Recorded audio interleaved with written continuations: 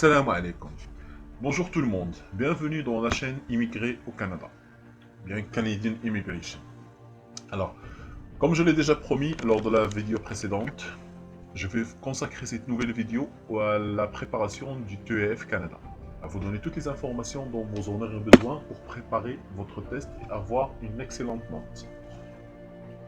Bien sûr, je n'ai pas besoin de le préciser, toutes les vidéos qui ont une relation avec les tests de langue française seront en français.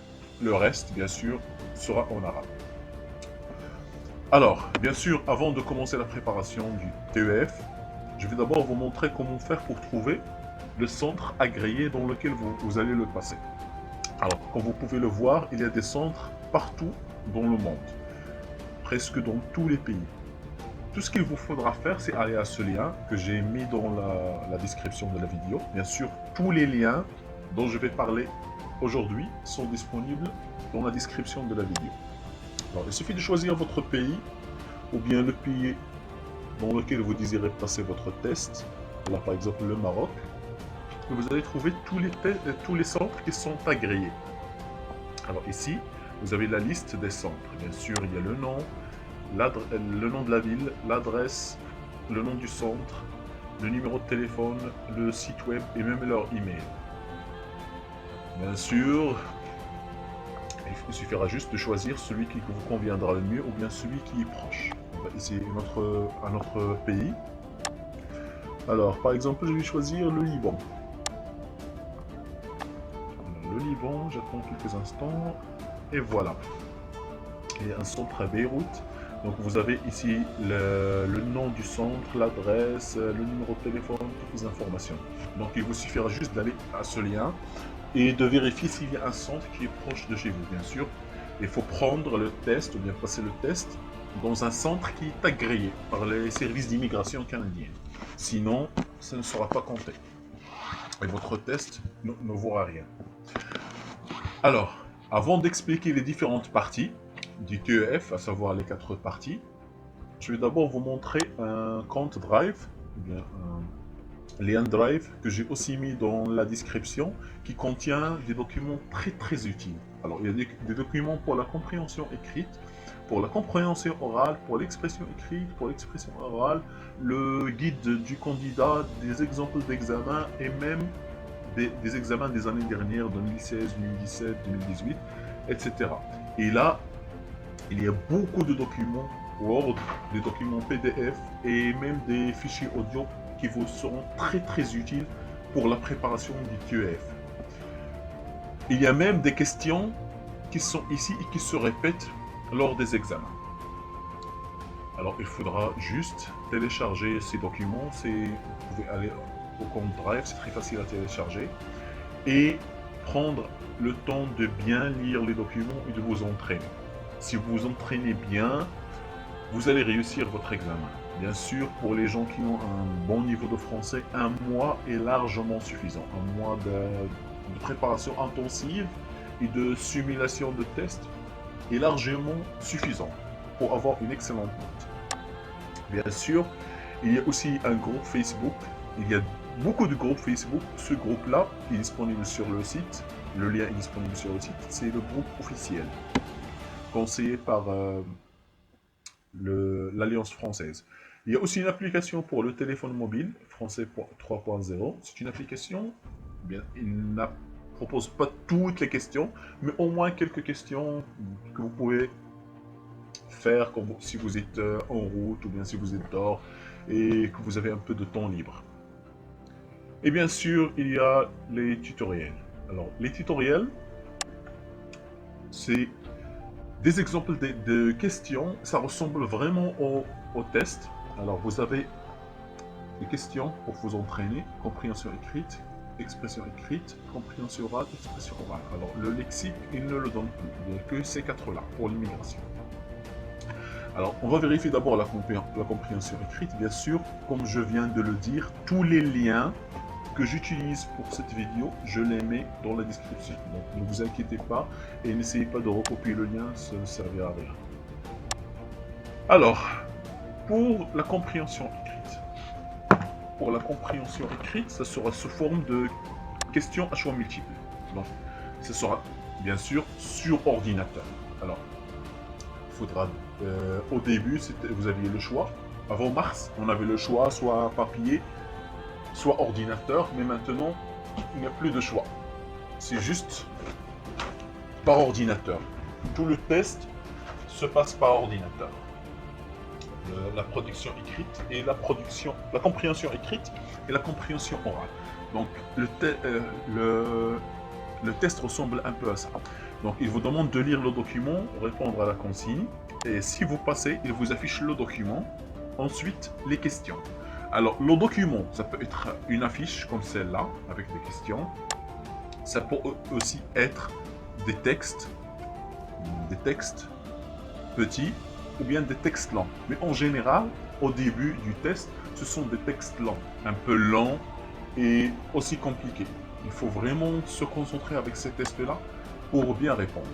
Parfois, on a même, par exemple dans cet exemple-là, sur la même affiche, on a plusieurs questions. Donc la même affiche, 3 ou bien 4 questions. Il y a aussi des textes comme celui-là. Il y a des textes qui sont encore plus longs que celui-là, qui demandent beaucoup de concentration. Et vous avez aussi le chronomètre. Bien sûr, en expression écrite, l'avantage c'est que vous pouvez laisser une question si vous ne la connaissez pas, vous ne connaissez pas la réponse, et y revenir après. Pour la compréhension orale, vous n'avez pas cette option.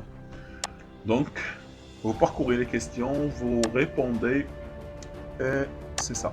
Au début, les questions sont difficiles et ça devient de plus en plus facile. Donc, la production écrite, les dernières questions sont les plus faciles. Mais c'est mieux de répondre aux questions difficiles au début parce que vous êtes plus concentré au début.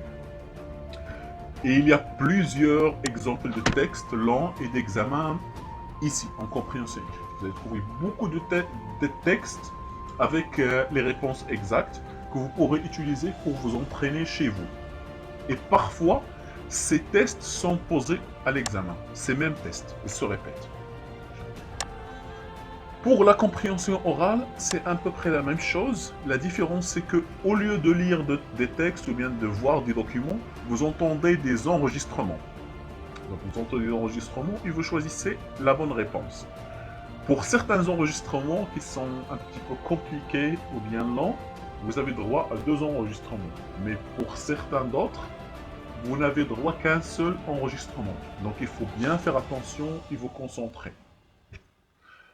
Et il ne faut pas oublier que pour la compréhension orale, une fois que vous avez passé la question, le temps est écoulé, vous n'avez plus la possibilité de revenir en arrière. Et les questions se suivent d'elles-mêmes. Une fois que le temps s'écoule pour la première question, il passe automatiquement à la deuxième question. C'est pas comme pour la production, comme pour la compréhension écrite. Donc, il faut vraiment se concentrer. Et ce genre de questions, ça se répète tout le temps. Vous entendez un message, il vous demande est-ce que c'est familial ou bien professionnel ou bien publicitaire. Donc, si vous préparez bien l'exemplaire de questions, de compréhension orale, je suis sûr que vous allez avoir une bonne note. Parce que le même genre de questions se répète tout le temps et c'est la même structure. Il vous donne des messages avec cette question qui est la nature du message, ou bien il vous donne des phrases qui sont éparpillées, il faut les reconstruire, ou bien ils vous font écouter un message et vous lisez pour dire est-ce que c'est la même chose que vous lisez dont parle le message, ou bien est-ce que c'est différent, donc des questions, réponse oui, non, ou bien des questions à choix multiples. Donc si on se prépare bien, croyez-moi, vous allez avoir une bonne note. Il faut juste vérifier bien tous les documents que je vous ai donnés pour savoir à quoi vous vous attendez. Parce que si vous voulez un examen préparé et que vous connaissez déjà le genre de questions, vous allez gagner beaucoup de temps, ce sera trop facile à répondre. Sinon, si vous venez jusqu'au jour du test et que vous êtes surpris par le type de questions ou bien par le temps, même si les questions sont très faciles, vous pourrez paniquer et perdre des points pour rien. Alors, pour la troisième épreuve, c'est l'expression écrite. Pour l'expression écrite, c'est 2 sujets, pendant 1 heure. C'est une lettre argumentative que vous allez adresser à un journal. Alors vous avez un article et vous allez adresser une lettre argumentative dans laquelle vous exprimez votre point de vue. Est-ce que vous êtes en accord ou bien en désaccord avec ce journal? C'est pas important est-ce que vous êtes en accord ou bien en désaccord. Le plus important, c'est les arguments. Est-ce que vous avez utilisé des arguments pertinents? Est-ce que la forme de la lettre est bien respectée? Bien sûr, ici, les critères d'évaluation. Il y a plusieurs critères d'évaluation. Alors, pour la deuxième épreuve, c'est un fait divers. Alors, il vous donne le début d'un fait divers et vous demande d'imaginer une suite possible à ce fait divers-là. Pour le fait divers, il faudra bien utiliser... Alors, dans cette page-là, vous allez trouver les critères d'évaluation et toutes les informations nécessaires à la production écrite. Je vous conseille bien de visiter ce lien, les tutoriels du TEF. Et pour le fait divers, bien sûr, ça doit être écrit au passé, en utilisant la voix passive si c'est possible, et aussi en utilisant le pronom impersonnel en. Donc vous devez être neutre lorsque vous allez citer ce qui s'est passé, les événements de ce fait divers. Bien sûr, vous êtes évalué sur est-ce que vous avez bien respecté la consigne, est-ce que vous avez bien respecté ce qui est demandé dans la question. Pour la lettre, est-ce que votre argumentation a bien été développée? Pour l'argumentation, comme tout texte argumentatif, vous devez écrire un argument, ensuite le développer, l'expliquer et donner un exemple. Bien sûr, 3 arguments sont largement suffisants pour le TEF, parce que vous n'avez que 30 minutes pour le test. Les informations, est-ce qu'elles sont précises et détaillées? Est-ce que vous donnez des informations cohérentes et claires? Bien sûr, ça c'est ce qui concerne l'efficacité du texte. Bien sûr, il faut aussi vérifier est-ce que vous avez utilisé un bon vocabulaire et qui est adéquat et convenable à la situation de la question. Est-ce que vous avez bien conjugué les verbes au temps et au mode convenable? Est-ce que pour l'orthographe aussi, est-ce qu'elle est maîtrisée? Essayez, si vous avez un doute par rapport à un mot, d'en choisir un autre. C'est mieux de ne pas écrire le mot que d'écrire un mot erroné ou bien mal orthographié. Est-ce que les phrases sont simples ou bien plutôt complexes? Alors, plus vous utilisez, plus vos phrases sont complexes et vous utilisez un très bon niveau en français, plus vous aurez des notes. Un C2, pourquoi pas. Et bien sûr, j'ai oublié de préciser qu'à partir de mars dernier, certains centres n'utilisent plus la version papier du tout. Même pour la production écrite, vous devez l'écrire sur ordinateur. Certains utilisent encore pour la production écrite le format papier, mais les autres, ils utilisent tout sur ordinateur. Donc, le jour de votre inscription, demandez l'information, est-ce que c'est sur ordinateur ou bien sur papier, comme ça vous serez préparé si vous n'êtes pas habitué à écrire sur ordinateur, parce que c'est juste 60 minutes pour 2 sujets. Donc les personnes qui ne sont pas habituées à travailler sur ordinateur auront un problème de finir à temps. Essayez bien de demander avant de vous inscrire. Comme ça, vous aurez largement le temps de vous entraîner si c'est sur ordinateur. Mais d'ici, dorénavant, tout sera sur ordinateur. Parce que c'est plus facile pour eux, pour la correction et pour aussi envoyer aux examinateurs. J'espère que j'ai bien expliqué cette section. Alors, pour la production orale. Alors, pour la production orale, ici aussi, dans ce tutoriel, vous avez toutes les informations nécessaires. Alors, ça se compose de 2 parties. Première partie, c'est 5 minutes. Deuxième partie, c'est 10 minutes. Alors, pour les 5 minutes, il vous donne une affiche, une annonce. Par exemple, des cours de danse, un entraînement, une escapade avec un ami. Il vous demande d'appeler le centre ou bien la partie responsable de cette affiche, qui a produit cette affiche, et vous allez les appeler et leur demander le maximum de questions pendant 5 minutes. Bien sûr, c'est une situation professionnelle, donc il faut être poli, utiliser un langage professionnel et aussi ne pas oublier le vous. Vous demandez toutes les questions, bien sûr l'examinateur va jouer le rôle de l'autre partie. de votre correspondant. Essayez de donner le plus de questions possibles pendant ces 5 minutes. Pour la deuxième partie, c'est 10 minutes. Cette fois-ci, vous allez discuter avec un ami. Donc c'est une situation familière. Et vous allez essayer de le convaincre de faire une activité avec vous. Cette activité, c'est ce qu'on va vous proposer lors de la question. Donc vous allez essayer de le convaincre. L'examinateur va jouer le rôle de votre ami qui ne veut pas être convaincu.